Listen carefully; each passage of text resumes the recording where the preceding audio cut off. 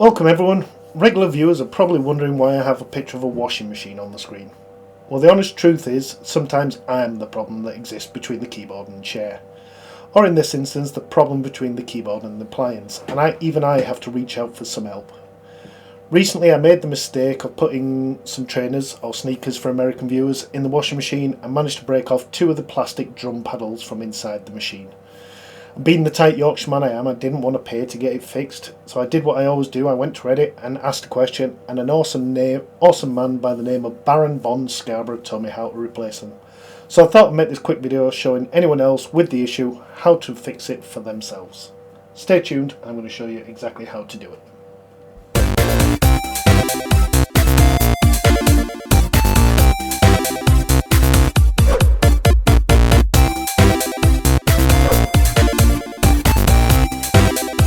Let me start by pointing out a few things. Firstly, I'm not an expert at appliance repair. Please follow these instructions with caution. Secondly, I'm not an expert videographer, so forgive the camera work. And lastly, I only thought of making this video once I'd almost finished the job, so I recorded as I put it back together, but you should be able to follow it anyway. I've chopped the videos up so they go in the right order. So let's get to it. This was my problem. The plastic paddles had snapped off, and with most washing machines it appears the new ones just clip on, but you can see that this washing machine has screws that come from the other side of the drum, which means you have to unscrew the old ones and rescrew the new ones in place, but the screws come from the other side of the drum, which was my issue. The first thing you're going to want to do is open the sump drain panel on the front and undo the plug to let the water drain out. Make sure you have a towel on hand to soak up any spillages. As a bonus, when you take the sump plug out, you might find some treasure.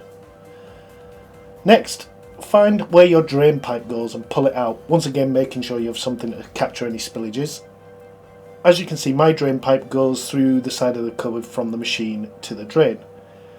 Also, make sure you unplug the power, never work on anything when it's plugged in. Now turn off the water to your washing machine by turning the valve. Mine had to be turned clockwise to close, and it's showing here in the off position. Then unscrew your water pipe feed, once again making sure you've got a bucket or a towel or a pot or something to capture any water and spillages in.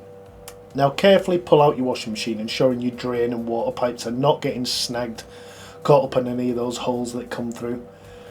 Now you're going to want to remove the 7 bolts from the back of the machine.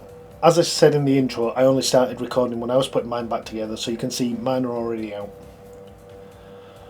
Once you've removed the back panel, you're going to need to remove the sump pipe, which is the black rubber pipe with the Jubilee style fastening.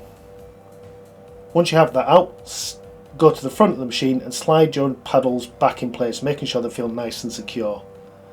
Now that you have the pipe removed and the paddles in place, tilt the washing machine backwards about 45 degrees, resting it on the back of a chair or something like that, just so you can get to the front and underneath the machine. From the underneath the machine and through the sump hole that you've just exposed, you should now be able to see the heating element and the bottom of the drum, so you can now rotate the drum so that the screw holes align up with the sump hole, so that the screws for the paddles are accessible. Finally, using a Phillips head screwdriver, preferably one with a good magnetic tip, you can carefully screw the paddles in place. That's it. Now just work backwards, put everything back together, making sure you fasten everything up nice and tight.